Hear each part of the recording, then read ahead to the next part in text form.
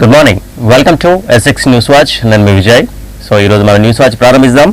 ఈరోజు ఈనాడు పత్రికతో ప్రారంభిద్దాం. ఈనాడు పత్రికలో ఈనాటి అంశాన్ని చూద్దాం. ముందుగా జేఈ మెయిన్స్లో విజయాలు సాధించినటువంటి శ్రీ చైతన్య నారాయణ వాళ్ళ యాడ్స్ ఇవ్వడం జరిగింది. 13589 నుంచి వాళ్ళకు వచ్చినటువంటి ర్యాంక్స్ అన్ని ఇందులో ఇచ్చారు. ఇక ప్రధానంగా మన పత్రికలో ప్రధాన బ్యానర్ ఐటమ్ చూస్తే అదృష్టమైతే ఇక అంతేనా, 2017లో తప్పిపోయి ఇంకా దొరకని వారు 681 మంది ఉన్నారు రాష్ట్రంలో. వీరిలో 468 మంది బాలికలే ఉన్నారు. తప్పిపోయిన ఫిర్యాదుల్ని పెద్దగా పట్టించుకోవట్లేదు పోలీసులు. హజీపూర్ కిరాతకాల నేపథ్యంలో ఈ కేసులపై ఎన్నో సందేహాలు వస్తున్నాయి. వీటన్నింటినీ పరిష్కరిస్తే మరిన్ని దురాగతాలు బయటపడతాయో అంటూ ఈరోజు ఒక కథాంశాన్ని ఇవ్వడం జరిగింది. ఒక్కరు కాదు, ఇద్దరు కాదు, 2017లో రాష్ట్రంలో తప్పిపోయిన పిల్లల్లో ఇంకా 681 మంది ఆచూకీ తెలియదంటే పరిస్థితి అర్థం చేసుకోవచ్చు. ఇందులో బాలికలు 468 మంది ఉండడం గమనార్హం. వీరంతా ఏమవుతున్నారనేది ఇప్పుడు ప్రశ్న. యాదాద్రి భువనగిరి జిల్లా హజీపూర్లో తప్పిపోయిన శ్రావణి గురించి ఆరా తీస్తే మనీషా హత్య కూడా వెలుగులోకి వచ్చింది. ఈ రెండూ బయటపడేసరికి ఎప్పుడో తప్పిపోయిన బాలిక కల్పన కూడా హత్యకు గురైనట్టు తెలుస్తోంది. రాష్ట్ర వ్యాప్తంగా ఇప్పటి వరకు ఆచూకు దొరికిన వారి పరిస్థితి తెలుసుకునేందుకు చిత్తశుద్ధితో ప్రయత్నిస్తే ఇలాంటి ఎన్నో రహస్యాలు బయటపడే అవకాశం ఉంది. ఎంతో మంది మానవ మృగాల్ని మనం పట్టుకునే అవకాశం ఉంది అంటూ ఈనాడు ఒక అంశాన్ని ప్రధానంగా ఇవ్వడం జరిగింది. రాష్ట్రంలో అదృశ్యమవుతున్నటువంటి పిల్లల పరిస్థితి ఏంటి? వారంతా అసలు ఎక్కడైనా క్షేమంగా ఉన్నారా, లేక వ్యభిచార గృహాల్లో జీవోత్సవాల్లో బతుకుతున్నారా, లేదంటే హజీపూర్ ఘటన మాదిరిగా పాడుబావుల్లో శవాలుగా మారిపోయారా? వరుసగా హత్యాచారాలు చేసి చిన్నారుల్ని బావిలో పాతిపెట్టిన శ్రీనివాసరెడ్డి ఉదంతం బయటపడిన నేపథ్యంలో ఇప్పుడు అదృశ్యమైన కేసుల విషయంలో మరోసారి తెరపైకి వస్తూ ఉన్నాయి. ముఖ్యంగా కనిపించకుండా పోతున్న ఆడపిల్లల గురించి ఆలోచిస్తే తల్లిదండ్రులు వణికిపోతున్నారు. ఈ తరహా కేసుల్లో పోలీసుల స్పందన మాత్రం అంతంత మాత్రంగా ఉండడం ఇక్కడ గమనార్హం. ఇక్కడ పక్కన చూస్తే విలీనం చట్ట విరుద్ధమైతే ఖచ్చితంగా రద్దు చేస్తామంటూ హైకోర్టు మాట్లాడింది. ఆ అధికారం హైకోర్టుకు ఉంది అంటూ అత్యవసర విచారణ అవసరం లేదని జూన్ 11కి కాంగ్రెస్ దాఖలు చేసిన పిటిషన్ పైన స్పష్టం చేస్తూ వాయిదా వేసింది విచారణని. జాతీయ పార్టీ అయిన కాంగ్రెస్ పార్టీని ప్రాంతీయ పార్టీ తెరాసలో విలీనం చేయడం చట్టవిరుద్ధమైతే ఆ విలీనాన్ని రద్దు చేస్తామని, ఆ అధికారం తమకు ఉందంటూ హైకోర్టు స్పష్టం చేసింది. ఇప్పటికిప్పుడు విచారించాల్సినంత అత్యవసరమేమీ లేదని విచారణని జూన్ 11కు వాయిదా వేస్తూ తీర్పునివ్వడం జరిగింది. ఇక 40,000 మంది మనోళ్లే ఉన్నారు. జేఈ మెయిన్స్ లో అడ్వాన్స్డ్ అర్హత సాధించిన తెలుగు విద్యార్థుల్లో మొత్తం అర్హతల్లో 16% మంది తెలుగు రాష్ట్రాల నుంచి చెందిన వాళ్లే ఉన్నారు. అసలు నువ్వు భారతీయుడవా కాదా, బ్రిటన్ పౌరుడు అని ఫిర్యాదులు వస్తున్నాయి. వాస్తవమేంటో 15 రోజుల్లో చెప్పండి అంటూ రాహుల్ కు కేంద్ర హోంశాఖ నోటీసులు జారీ చేయడం జరిగింది. ఇక ఇంటర్ తప్పిన ప్రతిభావంతులు ఎందరో ఉన్నారు అంటూ ఒక అంశాన్ని కూడా ప్రధానంగా ఇచ్చారు. ఇక భాగ్యనగరానికి బెంగాల్ లేదిక అంటూ జీహెచ్ఎంసీ ప్రకృతి విపత్తుల నిర్వహణ ముసాయిదాను కూడా సిద్ధం చేస్తూ 2 కోట్ల రూపాయలతో ప్రత్యేక సమాచార వ్యవస్థను తెలంగాణ సర్కార్ ఏర్పాటు చేస్తోంది. సమాచారం సేకరిస్తుంది ప్రభుత్వం. ఇంటర్ తప్పినటువంటి ప్రతిభావంతులు టెక్నికల్ ప్రాబ్లమ్స్ కావచ్చు, లేదా అధికారుల నిర్లక్ష్యం కావచ్చు, లేదా దాన్ని పేపర్ వాల్యుయేషన్ చేసిన లెక్చరర్ల నిర్లక్ష్యం కావచ్చు, విద్యార్థులు ఎంతమంది బలైపోయారనేటువంటి దానికి ఈరోజు ప్రధానంగా చూస్తూ ఉన్నారు. ఇక అతడు ఒక సైకో శ్రీనివాసరెడ్డి, హజీపూర్ హంతకుడు శ్రీనివాసరెడ్డిని పట్టుకున్నారు రాచకొండ పోలీసులు. హజీపూర్ హత్య కేసులో నిందితుడు శ్రీనివాసరెడ్డి చిత్రాన్ని నిన్న కమిషనర్ భగవత్ చూపించడం జరిగింది. యాదాద్రి భువనగిరి జిల్లా బొమ్మల రామారం మండలం హజీపూర్ బావిలో దిగినటువంటి కల్పన మృతదేహాన్ని అవశేషాలను కూడా నిన్న పోలీసులు బయటికి తీయడం జరిగింది. ఈ పరిస్థితిలో హజీపూర్ మొత్తం అట్టుడికిపోతుంది. శ్రీనివాసరెడ్డి ఇంటిని కూడా గ్రామస్తులు దానం చేయడం జరిగింది. పోలీసులు బందోబస్తు చేస్తూ ఉన్నప్పటికీ అతనికి ఖచ్చితమైన మరణశిక్ష వేయాలి, బహిరంగంగా ఉరితీయాలి అంటూ చనిపోయినటువంటి తల్లిదండ్రులు, ఆ గ్రామంలో ఉన్నటువంటి ప్రజలు కూడా కోరుకుంటూ ఉన్నారు.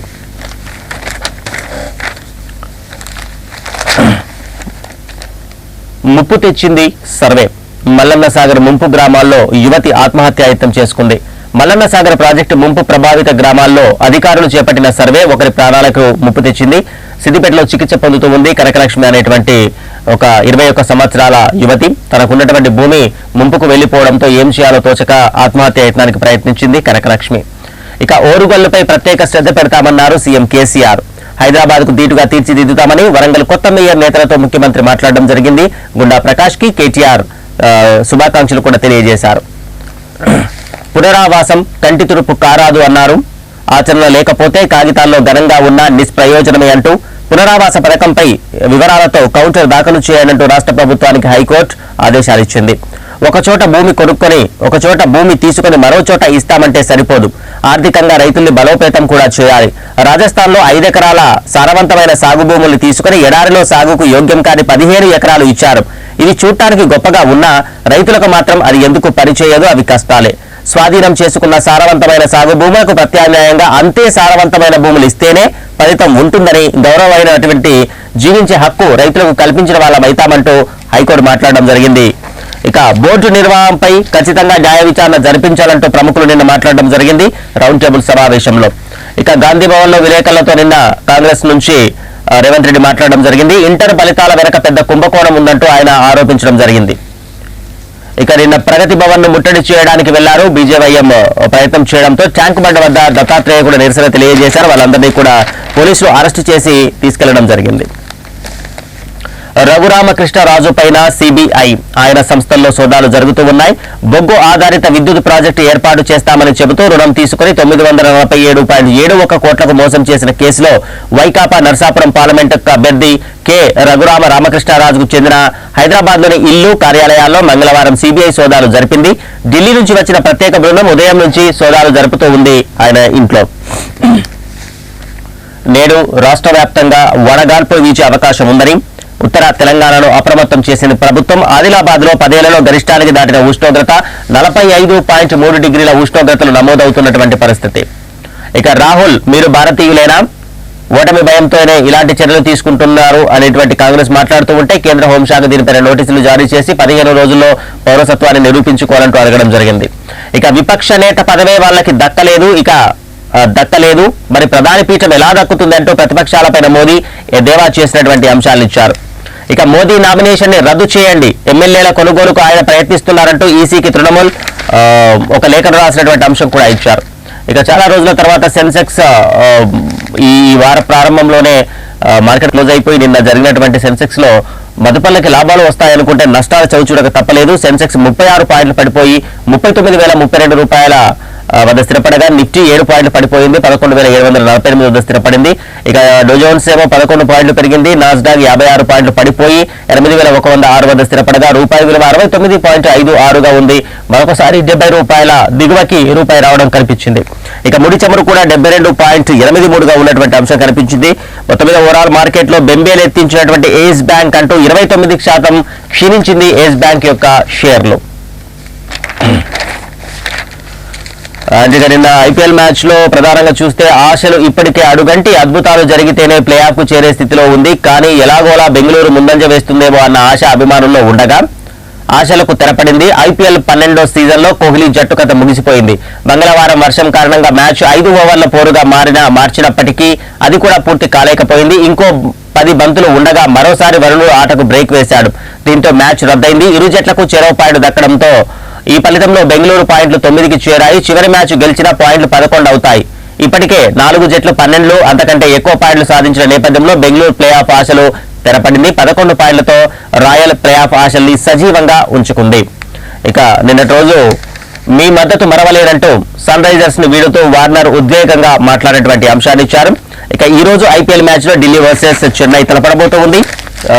ఎవరు గెలుస్తారో చూడాలి. ఇక సాక్షి పత్రికలో ఈ రోజు ఉన్నటువంటి అంశాన్ని గమనిద్దాం. అండ్ సాక్షిలో కూడా జేఈ మెయిన్స్ కి సంబంధించి నారాయణ యాడ్ కూడా ఇవ్వడం జరిగింది. ఇటు పక్కన శ్రీ చైతన్య యాడ్ కూడా సాక్షిలో కూడా ఇవ్వడం జరిగింది. ఇక టీఆర్ఎస్ లో సిఎల్పి త్వరలో విలీనం కాబోతుందా క్వశ్చన్ మార్క్ ఇచ్చారు. ప్రధాన ప్రతిపక్ష హోదా కాంగ్రెస్ కు పోయి మజ్లీస్ కు రాబోతూ ఉందా?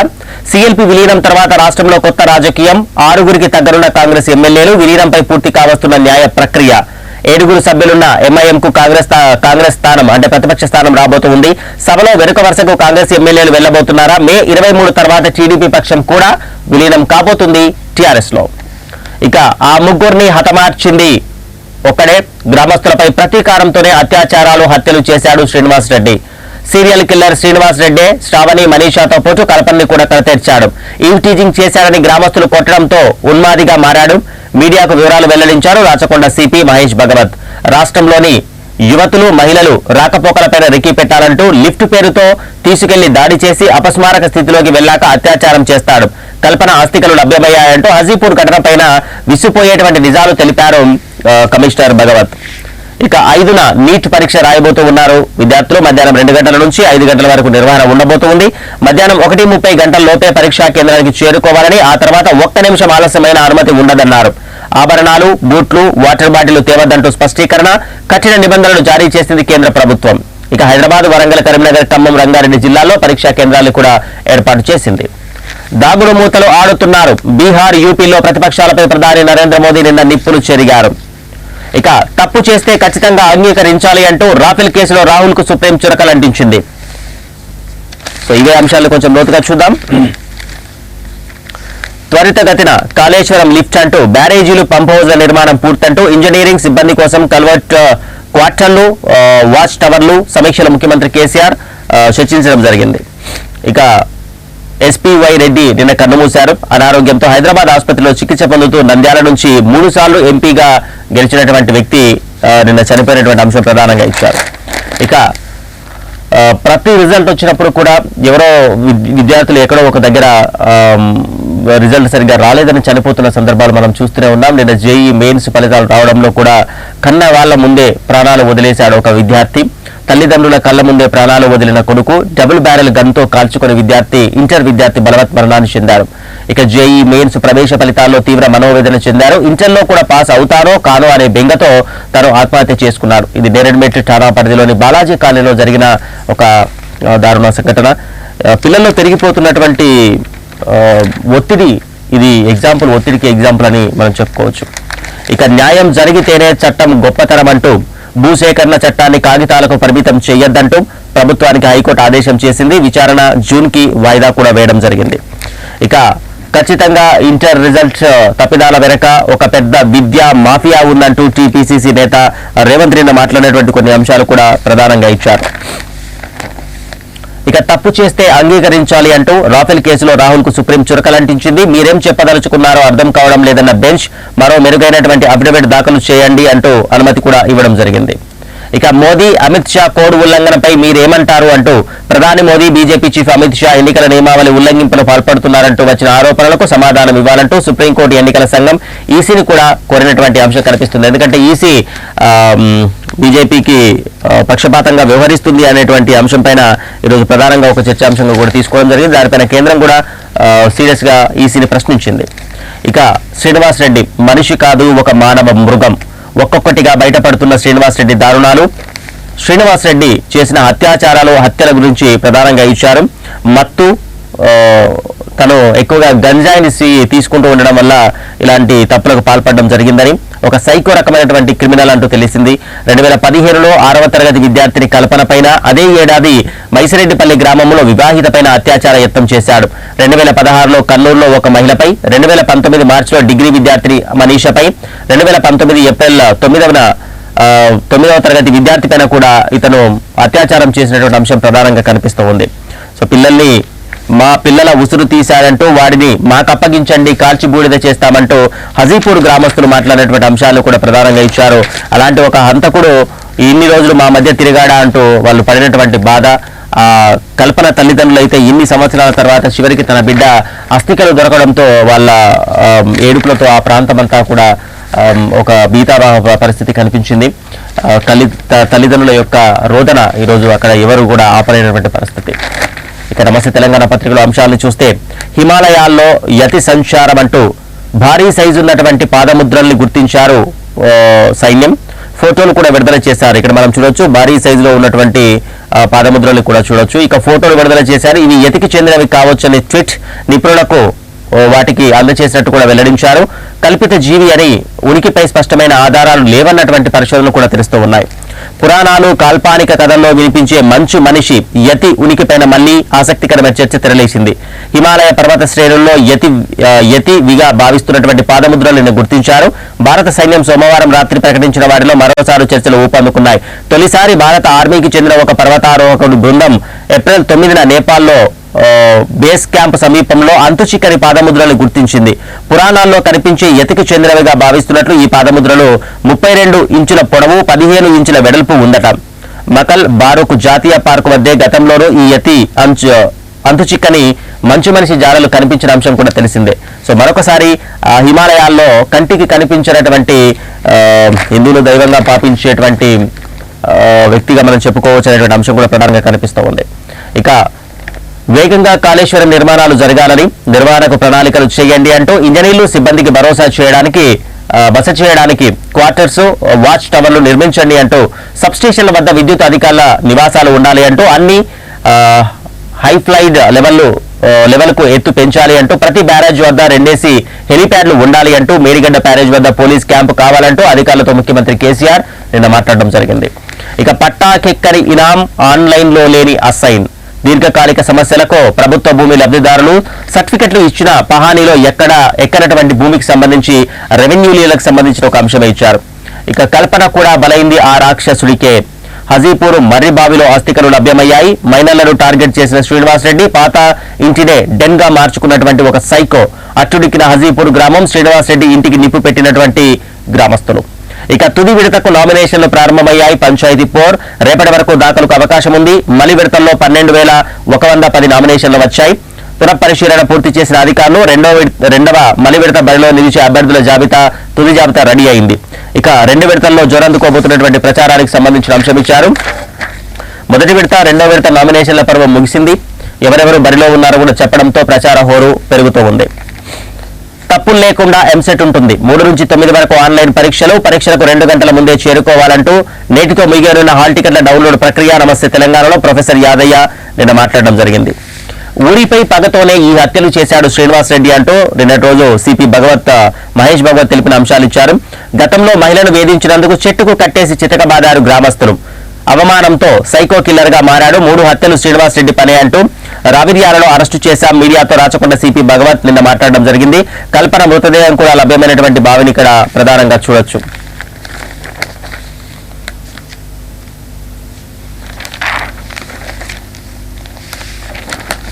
రాహుల్ కు బ్రిటన్ పౌరసత్వం ఉందా? బీజేపీ ఎంపీ సుబ్రహ్మణ్యం ఫిర్యాదుపై కాంగ్రెస్ అధినేతకు కేంద్ర హోంశాఖ నోటీసులు ఇచ్చారు. 2 వారాల్లోగా వివరణ ఇవ్వాలంటూ గడువు. వైఫల్యాన్ని కప్పిపుచ్చుకునేందుకు మోదీ ప్రభుత్వం ఈ నాటకం ఆడుతుందంటూ కాంగ్రెస్ మాట్లాడడం జరిగింది. ఇక ఒక్కరిని చూపించు, 40 మంది టీఎంసీ ఎమ్మెల్యేలు టచ్ లో ఉన్నారన్న మోదీకి మమత సవాల్ విసిరారు. ప్రధాని ఎమ్మెల్యేల కొనుగోళ్లకు పాల్పడుతున్నారని ఆరోపణ చేస్తూ మోదీ నామినేషన్ను రద్దు చేయాలంటూ ఆమె మాట్లాడడం జరిగింది. ఫొరీ తుఫాన్ తీవ్ర పెను తుఫానుగా మారబోతూ ఉంది. ఒడిశాకు పొంచి ఉన్నటువంటి భారీ ముప్పుకు సంబంధించి అంశం ఇచ్చారు. 3న గోపాల్పూర్ వద్ద తీరాన్ని దాటే అవకాశం ఉందని, తూర్పు తీరంలో నౌకాదళం, తీర ప్రాంత రక్షణ దళం అంటూ విపత్తు సహాయ బృందాలు సిద్ధంగా ఉండాలంటే అనే ఒక అంశం కూడా ఇచ్చారు. యతి ఊహా చిత్రం ఇక్కడ మనకి ఇవ్వడం జరిగింది. హిమాలయాల్లో కనిపించకుండా తిరిగేటువంటి మంచు యతి అనేటువంటి ఒక ఊహా చిత్రాన్ని ఇక్కడ ఇచ్చారు. ఇది పురాణాల్లో హనుమంతుడు ఇప్పటికీ చిరంజీవిగానే ఉన్నాడు అని చెప్పుకునేటువంటి అంశం మనకు అందరికీ తెలిసిందే. హనుమంతుడి రూపమే అయి ఉండొచ్చు అనేటువంటి ఒక అంశం కూడా చర్చనీయాంశంగా ఉంది. ఇక మన తెలంగాణ పత్రికలో ఈరోజు ఉన్నటువంటి అంశాన్ని గమనిస్తే ఇందులో కూడా ప్రధానంగా add JEE mains Narayana add ఇవ్వడం జరిగింది. యతి జాడలు, మంచు మనిషి పాదముద్రలు కనిపించాయని భారత సైన్యం ట్వీట్. 32 అడుగుల పొడవు, 15 అంగుళాల వెడల్పు గల పాదాల జాడలు, ఫోటోల్ని పోస్టు చేసిన ఆర్మీ. ఇక కాళేశ్వరం ప్రాజెక్టు పటిష్ట నిర్వహణ ఉండాలి అంటూ నిన్న సమీక్షలో సీఎం కేసీఆర్ కాళేశ్వరం అధికారులతో మాట్లాడడం జరిగింది. కష్టపడి పనిచేసే వారికి పార్టీలో గుర్తింపు ఉంటుంది అంటూ ప్రభుత్వానికి పార్టీకి పేరు తేవాలంటూ ప్రజల నమ్మకాన్ని వమ్ము చేయకూడదని, పార్టీ విజయానికి కలిసి కృషి చేయాలంటూ పాత వరంగల్ జిల్లా నాయకులతో సీఎం కేసీఆర్ మాట్లాడారు. కేసీఆర్, కేటీఆర్ ను కలిసిన వరంగల్ కొత్త మేయర్ గుండా ప్రకాష్. ఇక శ్రీనివాసరెడ్డి ఒక కామ పిశాచి. శ్రావణి, మనీషాతో పాటు కల్పన్ని కూడా చంపింది అతడే. అత్యాచారం చేసి హతమార్చి అదే బావిలో పాతేశాడు. కర్నూలులో గతంలో ఓ సెక్స్ వర్కర్ హత్య కేసులో జైలుకు వెళ్లి వచ్చాడు. హజీపూర్లో కామపిశాచి శ్రీనివాసరెడ్డి అఘాయిత్యాలు వివరించారు రాచకొండ సిపి. పట్టణాని కోపంతో శ్రీనివాసరెడ్డి ఇంటిని దగ్ధం చేశారు గ్రామస్తులు. అతన్ని బహిరంగంగా ఉరితీయాలంటూ వారు కోరుతున్నారు. ఇక వరుసగా పక్షం రోజులు ఆఫీసుకెళ్లాలి, లేని పక్షంలో విధుల నుంచి తప్పిస్తామంటూ జడ్పీ చైర్పర్సన్లు, ఎంపీపీ అధ్యక్షులకు కొత్త నిబంధన రాబోతుంది. ఇక కన్నేపల్లి చకచక కాళేశ్వరం లింక్ 1 పనులు తొలకరిలోపు పూర్తి చేయాలని సంకల్పంతో ఉన్నారు. జేఈ మెయిన్స్ లో బీసీ గురుకుల విద్యార్థులు హవా చూపించిన మరొక అంశాన్ని, అమెరికాలో ఒక సిక్కు కుటుంబం పైన కాల్పులు జరపడంతో 4 చనిపోయిన ఒక బాధాకరమైన మరొక సంఘటనని, నాగర్ కర్నూలులో వర్ష బీభత్సంతో తడిసిపోయిన ధాన్యపు బస్తాల్ని కూడా చూడొచ్చు. సవతి తల్లిని నరికి చంపిన ఒక పోలీసు అధికారికి సంబంధించిన అంశం కూడా ఈరోజు ఒక క్రైమ్ న్యూస్ గా మనం ఇక్కడ చూడొచ్చు. హైదరాబాద్ జిల్లాకు మినహాయింపుగా పౌర సరఫరా శాఖలో ఏర్పాటుకు చర్యలు జరుగుతున్నాయి. నేటి నుంచి కంటి ఐరిష్ విధానము అమలు చేయడానికి సిద్ధమవుతుంది ప్రభుత్వం. గత ఏడాది 15 ఆగస్టు నుంచి దీన్ని ప్రారంభించారు పైలట్ ప్రాజెక్టుగా. దీన్ని పూర్తిగా అమలు చేయడానికి సిద్ధమవుతూ ఉన్నారు. ఇక రెండో విడత జెడ్పీటీసీకి 1539 నామినేషన్లు వచ్చాయి. ఎంపీటీసీలకు 10,571 నామినేషన్లు. ఈ నెల 2న మధ్యాహ్నం 3 వరకు ఉపసంహరణ గడువు కూడా ఉంది. ఇక ఎప్పుడు ఏ నిర్ణయం తీసుకుంటారో తెలియదంటూ పార్టీ మారాల్సి వస్తే ప్రజల దీర్ఘకాలిక ప్రయోజనాల కోసమే మారతానంటూ సంగారెడ్డి ఎమ్మెల్యే జగ్గారెడ్డి మాట్లాడారు. ఇక కొన్ని పత్రికల్లో ఫనీ తుఫాన్ అని ఇస్తున్నారు, కొన్ని పత్రికల్లో ఫనీ తుఫాన్ అని ఇస్తున్నారు. మొత్తం మీద తీవ్ర రూపం దాల్చబోతుంది ఫనీ అంటూ ఇందులో ఇచ్చారు. పెను తుఫానుతో భారీ వర్షాలు పడే అవకాశం ఉందని, ఉత్తర తమిళనాడు, దక్షిణ కోస్తా జిల్లాల్లో వానలు పడే అవకాశం ఎక్కువగా ఉంది అంటూ ఒక అంశాన్ని చెప్తూ ఉన్నారు.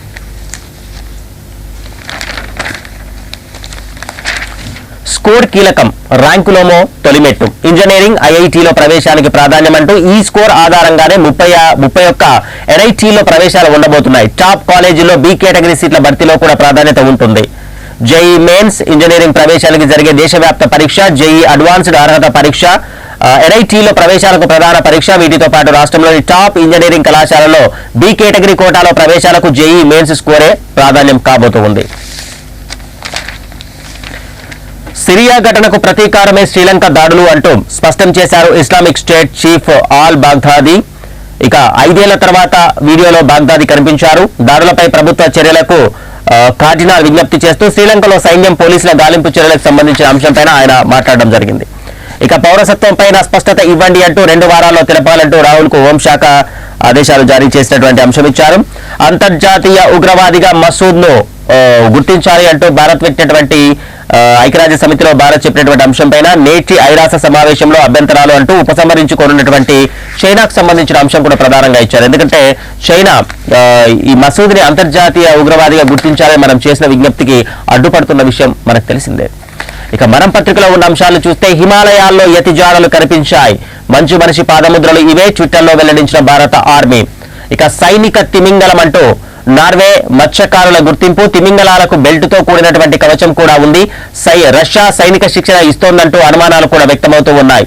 సో ఇక్కడ తిమింగలానికి నోటికి ఉన్నటువంటి కవచాన్ని మనం ఇక్కడ గమనించవచ్చు. బెల్ట్తో దానికి కట్టడం కూడా జరిగింది. బహుశా ఇది రష్యా సైనిక శిక్షణ ఇస్తూ ప్రయోగించినటువంటి అంశం అనేటువంటి ఒక అంశం కూడా ప్రధానంగా మాట్లాడారు. ఇక సీజేఐపై కుట్ర కేసు వెనక ప్రశాంత్ భూషణ్ ఉన్నారని మరో న్యాయవాది ఎంఎల్ శర్మ ఆరోపణ చేశారు. సుప్రీంలో ప్రజా ప్రయోజన వాద్యం దాఖలైంది. పిటిషన్ విచారణకు తీసుకొని సీజేఐ బెంచ్ వేరే ధర్మాసనం ఎదుట ప్రస్తావించాలని కూడా సూచించారు.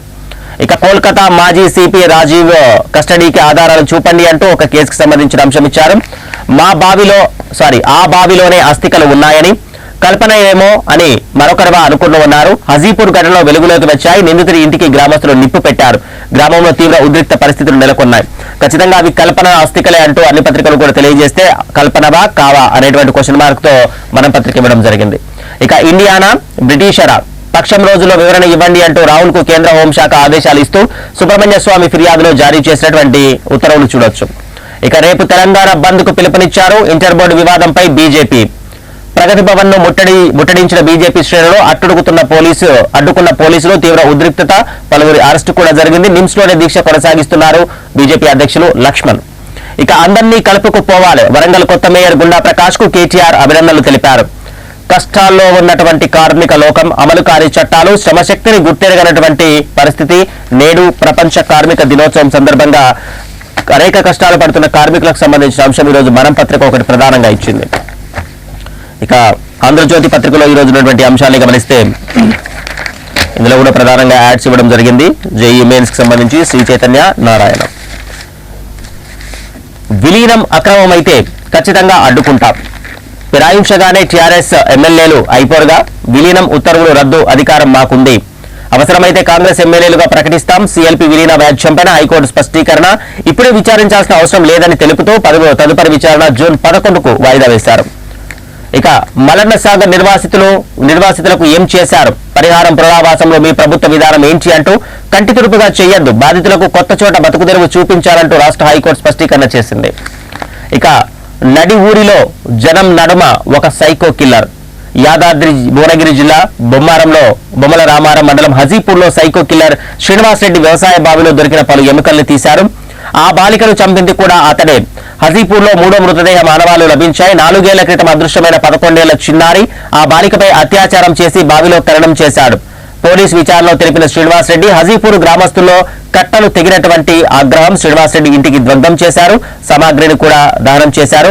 నరరూప రాక్షసుని ఉరి తీయాలంటూ డిమాండ్ చేస్తూ తమకు అప్పగిస్తే కొట్టి చంపుతామంటూ గ్రామస్తులు ఆగ్రహాన్ని వ్యక్తం చేశారు. ఇక గ్లోబరీనా రాజు వెనక మన యువరాజు ఉన్నారా? కేటీఆర్ ఐటీ మంత్రిగా ఉన్నప్పుడే టెండర్. ఎంసెట్ 2 లీకేజీ వెనక మ్యాగ్నెటిక్ ఇన్ఫోటెక్, దాని డైరెక్టర్ ప్రద్యుమ్న కేటీఆర్ క్లాస్మేట్. అందుకే 3 ఏళ్లు గడుస్తున్న కేసులు లేవు. మ్యాగ్నెటిక్ గ్లోబరీనా జాయింట్ వెంచర్, ఈ రెండింటిపైన క్రిమినల్ కేసులు నమోదు చేయాలంటూ మ్యాగ్నెటిక్ పై ఇంటర్ ఎస్ఎస్సీ బోర్డుల నిషేధం తక్కువ కోర్టు ఇచ్చిందని గ్లోబరీనాకు టెండర్ ఇచ్చారు. 24 గంటల్లో ప్రభుత్వం జవాబు చెప్పాలంటూ తన అనుమానాల్ని వ్యక్తం చేస్తూ రేవంత్ రెడ్డి మాట్లాడారు. ఇక వద్దంటే వింటేనా, గ్లోబరీనా తప్పులతో అప్పటి పరీక్ష కంట్రోలర్ ఆందోళన. 3 సూచనలతో లేఖ రాశారు. వాటిని పట్టించుకొని ఇంటర్ బోర్డు ప్రభుత్వము స్పందించకపోవడంతో సెలవులో అధికారి వెళ్లిపోయారు. ధిక్కారంగా భావించి ఇంక్రిమెంట్ కోసేశారు సర్కార్. క్రింది స్థాయిలో చక్రం తిప్పిన 3 అధికారులు. ప్రవేశాల సమయంలోనే గ్లోబరీనా గందరగోళం చేసింది. ఇక రాహుల్, నువ్వు భారతీయుడవా కాదా లేక బ్రిటన్ పౌరుడివా? 15 రోజుల్లో జవాబు ఇవ్వాలి అంటూ రాహుల్ ని కోరినటువంటి కేంద్ర హోంశాఖకు సంబంధించిన అంశం కూడా ప్రధానంగా ఇచ్చారు. ఖచ్చితంగా గ్లోబరీనా వెనక యువరాజు కేటీఆర్ ఉన్నారని, కేటీఆర్ ఐటీ మంత్రిగా ఉన్నప్పుడే టెండర్ వేశారంటూ ఎంసెట్ 2 లీకేజీ వెనక మ్యాగ్నెటిక్ ఇన్ఫోటెక్ ఉంది. ఆ మ్యాగ్నెటిక్ ఇన్ఫోటెక్ అండ్ గ్లోబరీనా 2 ఒకే వర్గానికి చెందినటువంటి సంస్థలు. ఈ రెండింటి వెనకాల ఎంసెట్ 2 లీకేజ్ వెనకాల ఈ గ్లోబరీనా సంస్థ వెనకాల ఖచ్చితంగా కేటీఆర్ ఉన్నారంటూ ఆరోపణలు చేశారు రేవంత్ రెడ్డి. 22 మంది భూత వైద్యులు నిన్న అరెస్టు చేశారు. పూజల పేరుతో అమాయకుల్ని మోసం చేస్తూ రోజుకు 70,000 దాకా సంపాదిస్తున్నారట. తెలంగాణ వీరప్పన్కు 10 లక్షలు టోకరా వేశారు. రామగుండంలో స్పెషల్ డ్రైవ్ నిర్వహించారు. ప్రజల్లో ఇంకా ఎంత మూఢనమ్మకాలు ఉన్నాయనడానికి ఇది ఒకటే ఉదాహరణ. రోజుకు 70,000 సంపాదన అంటే ప్రజలు ఎంత అమాయకులో ఇక్కడ మనకు కనిపిస్తూ ఉంది. ఇక ప్రజాస్వామ్యానికి కేసీఆర్ పెనుముప్పు వంటి వాడంటూ రాజకీయ ఉన్మాదిగా మారిన సీఎం అంటూ బట్టి మాట్లాడారు. ఇల్లందుల్లో ప్రజాస్వామ్య పరిరక్షణ యాత్రను ఆయన కొనసాగించడం జరిగింది. ఇక ఐఐటీలో సీటు రాలేదని తుపాకీతో కాల్చుకున్నారు. ఫస్ట్ 2 విద్యార్థి ఆత్మహత్యకు సంబంధించిన అంశాలు కూడా ప్రధానంగా ఇచ్చారు. ఇక హెచ్ఆర్సీ ఎదుట టీఆర్టీ అభ్యర్థులు మౌన దీక్షను తీసుకున్నారు. పోస్టింగ్లు ఇవ్వకుంటే సామూహిక నిరాహార దీక్ష చేస్తామంటూ హెచ్చరించారు అభ్యర్థులు. ఆర్ కృష్ణయ్య వీరికి సంఘీభావాన్ని తెలియజేశారు.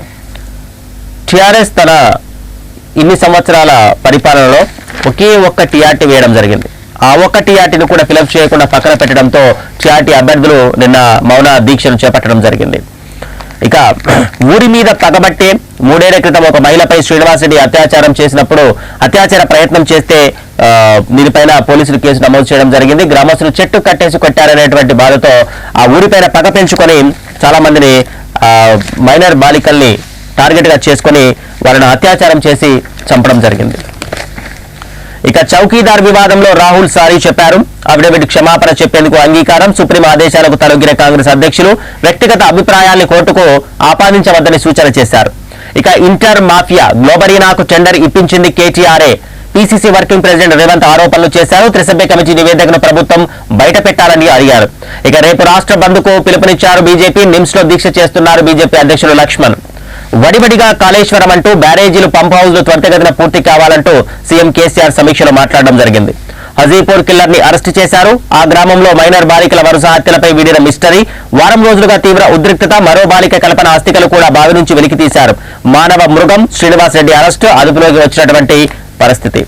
ఇక నంద్యాల ఎంపీ ఎస్వీవై రెడ్డి నిన్న కన్నుమూశారు. ఆ కమిటీ వల్ల న్యాయం జరగదంటూ విచారణకు రాలేను అంటూ ఒక కొత్త మలుపు తిరిగింది. సీజేపై ఆరోపించినటువంటి లైంగిక వేధింపుల కేసు. భారత ప్రధాన న్యాయమూర్తి జస్టిస్ రంజన్ గొగోయ్పై లైంగిక వేధింపుల ఆరోపణల కేసులో సుప్రీంకోర్టు అంతర్గత విచారణ కమిటీ వేసింది. ఇందుకోసం జస్టిస్ బాప్చే, జస్టిస్ ఇందు మల్హోత్రా, జస్టిస్ ఇందిరా బెనర్జీ కమిటీ సభ్యులుగా నియమితులయ్యారు. అయితే సోమవారం సీజేఐపై లైంగిక ఆరోపణలు చేసిన బాధితురాలు ఒక్కరినే విచారణకు అనుమతించారు. ఆమె తరపు న్యాయవాది సమర్పించిన ఫిర్యాదు స్వీకరించేందుకు న్యాయమూర్తులు నిరాకరించారు. మంగళవారం తదుపరి విచారణ జరుగుతున్న నేపథ్యంలో బాధితురాలు మీడియా ముందుకు వచ్చింది. సీజేఐపై అంతర్గత విచారణకు బహిర్గతం చేయాలంటూ డిమాండ్ చేస్తూ కమిటీ వాతావరణం చాలా భయపెట్టేదిగా ఉందంటూ నా తరపు లేకుండా 3 జడ్జీలు చేస్తున్న విచారణ వల్ల నాకు ఇబ్బంది కలిగిందంటూ అంతర్గత కమిటీలో ఉన్న జడ్జీలు సీజేఐ కింద పనిచేసే వాళ్ళని తెలిపింది. విచారణకు సంబంధించినటువంటి ఆడియో వీడియో రికార్డులు తమకు ఇవ్వలేదని తెలిపినటువంటి అంశం కూడా ప్రధానంగా కనిపిస్తుంది. తనను భయపెట్టి ఎలాగైనా సీజేఐ తప్పు చేయలేదని చెప్పించే విధంగా ప్రయత్నం చేస్తున్నారనే అంశం కూడా ఆమె మాట్లాడడం జరిగింది. కమిటీ ముందు ఆమె హాజరు కానంటూ కూడా చెప్పినటువంటి అంశం ప్రధానంగా ఇచ్చారు. ఇక నవ తెలంగాణ పత్రికలో ఉన్న అంశం చూస్తే వేశాం తీశాం పైసలు అలా వేసి ఇలా తీసుకున్న 19 జాతీయ బ్యాంకులు. పీఎం కిసాన్ సమ్మాన్ స్కీమ్ లో మోదీ మార్కు మాయా, ఇది మరో అబద్ధమే అంటున్న రైతులు. మా ప్రభుత్వం తీసుకొచ్చిన పీఎం కిసాన్ సమ్మాన్ ఒక గొప్ప పథకమని, దీనివల్ల పేద మధ్యతరగతి రైతులకు ఎంతో లబ్ధి చేకూరుతుందని, రైతుల ఆదాయాన్ని రెట్టింపు చేసే క్రమంలో ఈ పథకం వారికి ఎంతో ఉపయోగపడుతుందని ప్రధాని మోదీ మాట్లాడడం జరిగింది. అయితే ప్రచార సభలో మోదీ చెబుతున్న మాటలు సీఎం కిసాన్ సమ్మాన్ యోజనలో జరుగుతున్న వాస్తవ పరిస్థితులు పూర్తి భిన్నంగా ఉన్నాయని, జమ చేసిన 2000లో చాలా మంది రైతులు నగదును బ్యాంకులు వెనక్కి తీసుకున్నాయి. రైతులు జమ చేయవలసిన పత్రాలు తప్పులున్నాయంటూ బ్యాంకులు వారి ఖాతాలో వేసిన నగదును గంటల వ్యవధిలోనే తిరిగి సర్కార్ ఖాతాలోకి మళ్లించడం జరిగింది. ఇక నేడే కార్మిక దినోత్సవం, మేడే ఈ బతుకులకు వెలుగెన్నడు అంటూ మేడే సందర్భంగా కార్మికుల కష్టాలకు సంబంధించి ఒక అంశం ఇచ్చారు. ఇక యూనియన్ పెట్టుకునే హక్కు ఉందంటూ అసంఘటిత రంగ కార్మికులందరికీ అవకాశం ఇవ్వాలంటూ ఢిల్లీ ప్రభుత్వాన్ని రాష్ట్ర హైకోర్టు నోటీసులు ఇచ్చింది. ఇక రాహుల్ జాతీయత పైన రగడ జరుగుతోంది. కాంగ్రెస్ చీఫ్ కు కేంద్ర హోంశాఖ నోటీసులు జారీ చేసింది. మోదీ, అమిత్ షా ఎన్నికల కోడ్ ఉల్లంఘనపై ఎందుకు స్పందించట్లేదంటూ, ఎందుకు మౌనం పాటిస్తున్నారంటూ ఈసీని ప్రశ్నించడం జరిగింది సుప్రీం. ఇక మేడిగడ్డ వద్ద పోలీస్ క్యాంప్, బ్యారేజీల వద్ద వాచ్ టవర్, అధికారులు సిబ్బందికి నివాస గృహాలు ఏర్పాటు చేయబోతున్నామన్న కేసీఆర్. భగ్గుమన్న హజీపూర్ శ్రీనివాసరెడ్డి ఇంటికి నిప్పు పెట్టినటువంటి పరిస్థితి.